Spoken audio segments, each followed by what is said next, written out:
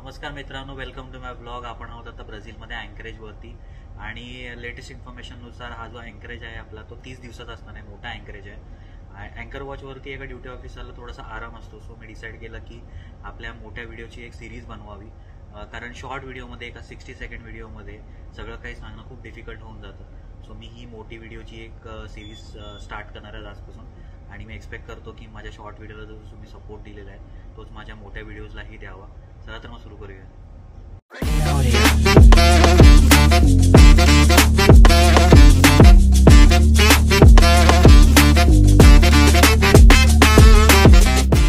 मला माझ्या शॉर्ट्स व्हिडिओवरती भरपूर कमेंट्स आले.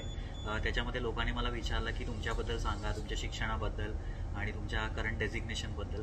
सो हा जो व्हिडिओ आहे तो त्याबद्दलच असणार आहे. माझी पूर्ण जर्नी जी आहे मर्चंट नेव्हीमध्ये येण्याची ती मी तुम्हाला शॉर्ट एका छोट्याशा व्हिडिओमध्ये एक्सप्लेन करणार आहे. प्रत्येक माणसाची त्याच्या करिअरमध्ये येण्याची एक स्पेशल जर्नी असते. मग भलेही तो इंजिनिअरिंग असो, मेडिकल असो किंवा मर्चंट नेव्ही. माझी मर्चंट नेव्हीमध्ये येण्याची एक स्पेशल जर्नी आहे, ती मी ह्या छोट्या एका व्हिडिओमध्ये तुम्हाला सांगणार आहे आज. सो माझे बाबा मुंबई पोर्ट ट्रस्टमध्ये कामाला होते. आता मुंबई पोर्ट म्हटल्यावरती शिप्स तर आल्याच. मी लहानपणी असताना बाबांसोबत कामावरती जायचो. असंच बाबांची एकदा पोस्टिंग शिवडीला ऑइल टर्मिनलवरती होती. HP ऑइल टर्मिनल आहे आणि मी गेलेलो त्यांच्यासोबत. मी आता फर्स्ट टाइम जात होतो त्यांच्यासोबत. आम्ही गाडीने गेलो आणि हे जे ऑइल टर्मिनल असतात ते समुद्रामध्ये खूप खोलमध्ये असतात, खोल समुद्रामध्ये असतात, कारण हे सिटीच्या नजदीक नाही ठेवू शकत. खूप हजार्डस कार्गो असतो. सो आम्ही गाडीमधून गेलो आणि तो रोड होता तो आम्हाला खोल समुद्रामध्ये घेऊन जात होता. मी एन्जॉय करत होतो. आजूबाजूला सगळीकडे समुद्र आणि गाडी माझं समुद्राच्या मध्ये चाललेली आहे. आणि 15 मिनिटांनंतर ती गाडी थांबली. आम्ही जेटीवरती उतरलो आणि मी बघितलं की मला डावीकडे समुद्र दिसतोय, उजवीकडे समुद्र दिसतोय. पण जेव्हा मी समोर बघितलं, समोर मला भली मोठी काळ्या कलरची भिंत दिसली. मी एकदम आश्चर्यचकित झालो आणि पप्पांना विचारलं की ही समोरची मला भिंत दिसते ती कशी काय, म्हणजे समुद्रामध्ये सगळीकडे पाणी आहे आणि समोर ही काळ्या कलरची भिंत. त्या टायमाला माझ्या बाबांनी एक्सप्लेन केलं ही भिंत नाही आहे, ही शिप आहे. आणि तेव्हा मला दाखवलं की वरती लोक आहेत आणि त्यातमधून कार्गो अनलोडिंग होत आहे. HP कार्गो होता. मग बस त्यानंतर मग मी समुद्राचा आणि शिपचा फॅन झालो आणि माझं डिसायडेड होतं की मला शिप्सवरतीच काम करायचं आहे. त्यानंतर त्या 3री-4थीच्या एजमध्ये मी पप्पांबरोबर फ्रिक्वेंटली जायला सुरुवात केली त्यांच्या कामावरती. मी त्या एजमध्ये माझ्या क्रूज लाईनच बघितले. मी माझगाव डॉकमध्ये शिप पाण्याच्या बाहेर काढल्यावरती कसं दिसतो, त्या टायमाला तो पंखा, म्हणजे आत्ता मी टेक्निकल टर्ममध्ये त्याला प्रोपेलर म्हणतो, त्या टायमाला पंखा मानायचो. शिपचा पंखा तो कसा दिसतोय, केवढा मोठा आहे, भला मोठा, असं ते बघून खूप माइंडमध्ये सेट होतं की हां शिप्समध्येच जायचं आपल्याला काम करण्यासाठी. नंतर 4थीला असताना मला बाबांनी एका कोर्सला टाकला. त्याचं नाव आहे सी कॅडेट कोर्स आणि तो नेव्हल स्टेशन कोलाबा जो आहे तिथे होतो. 4 वर्षाचा कोर्स होता. हा एक्स्ट्रा करिक्युलर कोर्स आहे, म्हणजे फक्त सॅटर्डे आणि संडेला होतो. त्यामध्ये मला 2 गोष्टी शिकायला भेटल्या. एक म्हणजे डिसिप्लिन आणि एक म्हणजे ॲडजस्टमेंट. त्या 2 गोष्टी मी अजूनही माझ्या आयुष्यामध्ये इम्प्लिमेंट करतोय. ते वापरले जातात आहेत माझ्या आयुष्यामध्ये, ह्या जर्नीमध्ये. आता मी जास्त डिले करत नाही, माझ्या जर्नीवरती परत कंटिन्यू करतो. सो 9वीपर्यंत मी हा कोर्स केला आणि 9वी नंतर मग मी हा कोर्स सोडला आणि माझ्या 10वीवरती, म्हणजे ऑब्व्हियसली 10वीमध्ये पालकांना खूप काही एक्सपेक्टेशन असतात त्यांच्या मुलांकडनं, तो त्याच्यावरती कॉन्सन्ट्रेट केला. त्यानंतर मग मी माझी 11वी-12वी गेली KC कॉलेजमध्ये. माझे मित्र होते, त्यांना ऑब्व्हियसली इंजिनियर बनायचं होतं. तर त्यांच्यासोबत राहून मी पण इंजिनिअरिंगबद्दल विचार करत होतो आणि माझा जो शिफ्टचा फोकस होता तो खूप लांब राहिला. मी इंजिनियर बनायचा विचार करायला लागलो. त्यामध्ये मी 11वी-12वी कंप्लीट केली. 11वी-12वी नंतर इंजिनिअरिंगसाठी मी CET एक्झाम अपियर झालो. पण ऑब्व्हियसली कॉलेजची हवा लागलेली. ज्या हिशोबाने मी 10वीला अभ्यास केलेला तेवढा मी 12वीला नाही करू शकलो आणि कमी मार्क भेटले.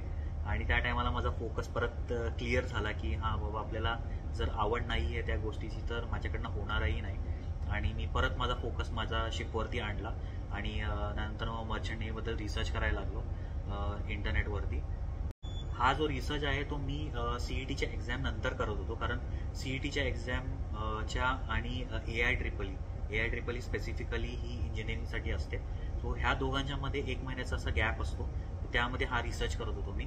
आणि हा रिसर्च नंतर मग मी हा जो प्लॅन आहे तो माझ्या घरातल्यांना सांगितला. बट ऑब्व्हियसली बाबांकडनं नकारच आला, कारण त्यांना माहिती होतं की शिपवरती लाईफ कशी असते, किती टफ असते ती. सो त्यांच्याकडनं नकार आला आणि ते तर मला इन्सिस्ट करत होतं की इंजिनिअरिंगच करायला. पण नंतर मग मी माझी जी इच्छा होती ती माझ्यापर्यंतच ठेवली. आणि तो दिवस होता AI एक्झामचा, जेव्हा मी एक्झाम द्यायला गेलेलो माझी हॉल तिकीट सगळं घेऊन आणि AI हॉलमध्ये बसून पेपर स्टार्ट केला आणि त्याच दिवशी माझे 2 इंटरव्ह्यू प्लॅन्ड होते 2 शिपिंग कंपनीजमध्ये, पण ते सेम एक्झामच्याच टायमाला होते. तो 3 तासाचा जो पेपर होता तो मी 1.5 तासामध्ये देऊन टाकला. म्हणजे जे काय मला आठवत पण नाही मी काय लिहिलं त्याच्यामध्ये, मी देऊन टाकलं. आणि मी निघालो माझ्या इंटरव्ह्यूसाठी. अंधेरीला होते ते इंटरव्ह्यू. तर 2 कंपनीमध्ये माझे इंटरव्ह्यू होते, एक तर अँग्लो ईस्टर्न आणि एक MSC. ह्या 2 मोठ्या कंपनीज आहेत. तर त्याच्यामध्ये माझे इंटरव्ह्यू दोन्ही क्लिअर झाले. त्याच्यामध्ये मी सिलेक्ट झालो. मला स्पॉन्सरशिप देखील भेटली त्यांच्याकडनं. आणि ते घेऊन नंतर मग मी माझ्या बाबांकडे गेलो आणि बोललो की माझं असं असं सिलेक्शन झालेलं आहे आणि मला मर्चंट नेव्हीमध्ये एंट्री करायची आहे. ऑब्व्हियसली सिलेक्शन झाल्यानंतर जेव्हा मी लेटर त्यांना दाखवलं तर त्यांना पण खुशी झाली. ऑब्व्हियसली तो स्पॉन्सरशिप लेटर जो होता कंपनीचा, एक ऑथेंटिक लेटर तुम्ही जेव्हा घेऊन जाता तुमच्या पॅरेंट्स समोर, तेव्हा ते पण खुश होतात की हां बाबा असा आमचा मुलगा सिलेक्ट झालेला आहे ह्या कंपनीमध्ये. सो त्यांनी मग मला त्या टायमापासून सपोर्ट करायला सुरुवात केली की हां तू मर्चंट नेव्हीमध्ये जा म्हणून. आणि त्याच्यानंतर मग मी माझी रिसर्च अजून स्टार्ट केली. सो इन शॉर्ट सांगायचं झालं तर एक मिडल क्लास मुलगा ज्यांनी मर्चंट नेव्ही जाण्याचं स्वप्न बघितलं. 12वी नंतर डिप्लोमा इन नॉटिकल सायन्स केलं, BSc इन नॉटिकल सायन्स केलं आणि सेकंड मेट COC क्लिअर केलं, second mate of foreign going vessel. आणि करंटली मी ॲज अ सेकंड ऑफिसर काम करतो एका मोठ्या कंपनीमध्ये. आणि ज्याचं स्वप्न आहे कॅप्टन बनण्याचं या फील्डमध्ये. ऑब्व्हियसली कॅप्टन आणि मराठी ब्लॉगर सुद्धा बनण्याचं स्वप्न आहे माझं. ह्या ज्या सेकंड ऑफिसरच्या लायसन्सच्या बेसिसवरती मी ॲज अ थर्ड ऑफिसर चढलो. थर्ड ऑफिसरमध्ये मी 3 शिफ्ट केल्या, 18 महिन्याचा सी टाईम घेतला. प्रत्येक शिफ्टवरती मी कॅप्टनकडनं रिकमेंडेशन लेटर घेतलं आणि त्या रिकमेंडेशनच्या बेसिसवरती मला 2020मध्ये as a second officer promotion झालं. सेकंड ऑफिसर होऊन मला 4 वर्ष होत आले. ऑलमोस्ट 4 शिफ्ट झाल्या माझ्या. आणि त्यासोबतच मी माझ्या चीफ ऑफिसरच्या एक्झामचं प्रिपरेशन करत आहे.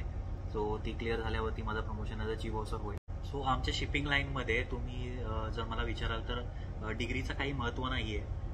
जे काही महत्त्व आहे ते COCचं आहे, जी माझी लायसन्स आहे त्याचं महत्त्व आहे. बट दोघांचा जो पोर्शन आहे तो सेमच आहे, सिलेबस सेम आहे. ज्या टायमाला मी सेकंड मेटची एक्झामची प्रिपरेशन करत होतो त्याच टायमाला मी BSc नॉटिकल सायन्सच्या डिग्रीची ही एक्झाम दिली आणि त्याच्यामध्येही मी चांगल्या पर्सेंटेजने क्लिअर झालो. ती डिग्री आहे काय माझ्याकडे. So me diploma in nautical science केलं, BSc इन नॉटिकल सायन्सची डिग्री देखील आहे माझ्याकडे आणि सेकंड मेट फॉरेन गोईंगची जो माझा लायसन्स आहे तो देखील आहे माझ्याकडे. तो हे 3 क्वालिफिकेशन माझे आहेत आत्ता सध्या. सो आय होप तुम्हाला हा व्हिडिओ आवडला असेल. मी खूप शॉर्टमध्ये एक्सप्लेन करायचा ट्राय केलं माझ्या आयुष्याची जर्नी करिअर रिलेटेड. होप करतो तुम्हाला हा व्हिडिओ आवडला असेल. लाईक करा, शेअर करा, सबस्क्राईब करा माझ्या चॅनलला आणि असा सपोर्ट राहू द्या. भेटूया एका नेक्स्ट व्लॉगमध्ये. तोपर्यंत काळजी घ्या. Bye bye.